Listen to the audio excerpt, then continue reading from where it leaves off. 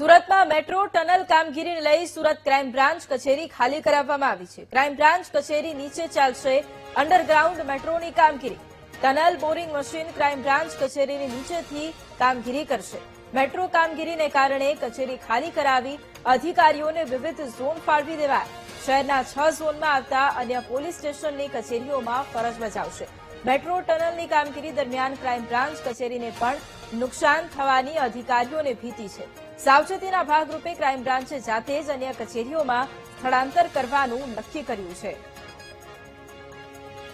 સુરતમાં મેટ્રોની કામગીરીને લઈને અત્યારે જે ટનલ પસાર થઈ રહી છે તેમાં હવે સુરત શહેર પોલીસની ક્રાઇમ બ્રાન્ચની જે બિલ્ડિંગ આવી છે તે પણ અસરગ્રસ્ત થઈ છે અને તેને પણ ખાલી કરવાની ફરજ પડી રહી છે। અત્યારે આપણે જોઈ શકાય છે જે ચોક બજારમાં ક્રાઇમ બ્રાન્ચની ઓફિસ આવી છે તે ઓફિસની નીચેથી જ ટનલ પસાર થઈ રહી છે અને ટનલમાં પસાર થવાને કારણે આ ક્રાઇમ બ્રાન્ચમાં પણ આ રીતે ઇમારતને જે નુકસાન થવાની ભીતિ સેવાઈ રહી છે તેના કારણે હાલ આ રીતે મોટી ગટર સાથેના ટેકા મૂકવામાં આવ્યા છે।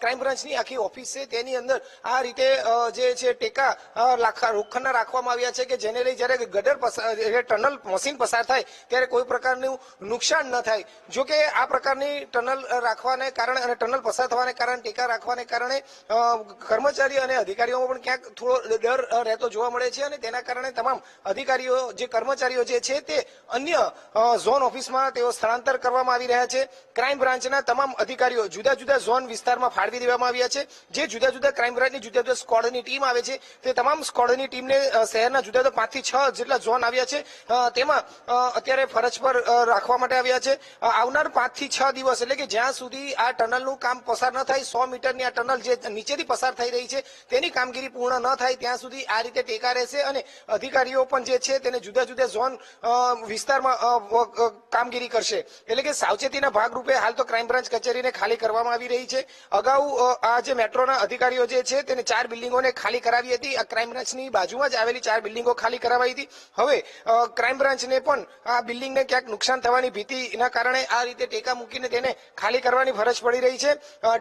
ટીબીએમ એટલે કે ટનલ બોરિંગ મશીન જે આવે છે તે જ્યારે જમીનમાંથી પસાર થતું હોય છે ત્યારે ખૂબ જ મોટા પ્રમાણમાં વાઇબ્રેશન આવતું હોય છે અને ખૂબ જ ભયંકર અવાજ આવતો હોય છે અને આ વાઇબ્રેશનના કારણે ક્યાંક ઇમારતને નુકસાન ન થાય તે માટે આગમચેતી રૂપે આ પ્રકારની કાર્યવાહી અને કામગીરી કરવામાં આવી રહી છે। સુરત ક્રાઇમ બ્રાન્ચ પોલીસના ડીસીપી થી લઈ કોન્સ્ટેબલ સુધીના અંદાજે 300 જેટલા કર્મચારીનો જે સ્ટાફ હોય છે તેને અત્યારે ક્યાંક આ કામગીરીને કારણે અન્ય પોલીસ સ્ટેશનોમાં અન્ય ઝોનના પોલીસ સ્ટેશનોમાં સ્થળાંતર કરવામાં આવી રહ્યા છે અને મેટ્રોની ટનલની કામગીરી દરમિયાન ક્રાઇમ બ્રાન્ચને નુકસાન થવાની ભીતિના કારણે ક્યાંક કર્મચારીઓમાં થોડો ડર સ્વાભાવિક જોવા મળતો હોય છે અને તેના જ કારણે સાવચેતીના ભાગરૂપે અત્યારે તમામ કર્મચારીઓ અન્ય પોલીસ સ્ટેશનની કચેરીઓમાં સ્થળાંતર કરાઈ રહ્યા છે। તો બીજી તરફ ક્રાઇમ બ્રાન્ચના અધિકારીઓ દ્વારા અને ક્રાઇમ બ્રાન્ચની ટીમ સાથે સાથે મેટ્રોની જે ટીમ છે મેટ્રોના જે અધિકારીઓ છે તેમને પણ આ ક્રાઇમ બ્રાન્ચની જે કચેરી છે તેને ટેકા રાખીને એક સેફ અને રાખવાનો પ્રયત્ન કરી રહ્યા છે।